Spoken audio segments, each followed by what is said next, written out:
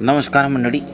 आता आम्ही आलो आहे अकोला जिल्ह्यातील बोरगा मंजू राजपुरे कन्स्ट्रक्शन या इथे.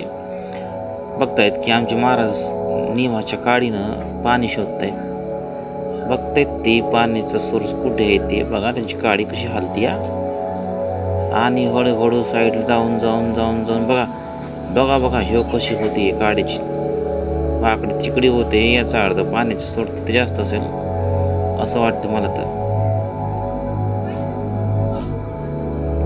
आता ती नेमच्या स्टिकनं बघताय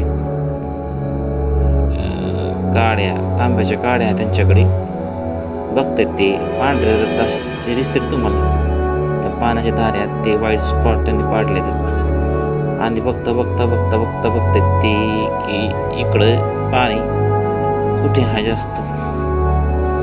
मालकाने सांगितलं होतं की आमच्याकडे या म्हणून पाणी बघायला. महाराज सकाळीच गेलं बघायला. भर उन्हात तान्हात पाणी चेक करतायत. बघू काय ते महाराजांची कृपाच. आणि हे काय पॉईंट काढलंय सेंटर सांगतायत. पुन्हा नारळाच्या सायान बघतायत. नारळ वरती येते म्हणजे पाणी पडायला शेपूचं काय पडायला बघू येतंय म्हणजे बघताय पाण्याचं नारळ आता पुन्हा पळालं.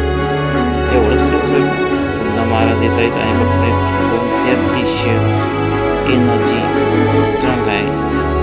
बघतायत ते दिशा कुठली योग्य आहे आणि पाण्याच्या दिशेचा प्रभाव बघून शोध घेत बघतायत ते इकडे तिकडे. आजूबाजूची माणसं बघायली पण दुरून बघायली. महाराजांनी सांगितलं होतं जवळ येऊ नका डिस्टर्ब होतं. आता मालक काही आलं नाही. मालकांना वाट बघता बघता कसं करायला लागली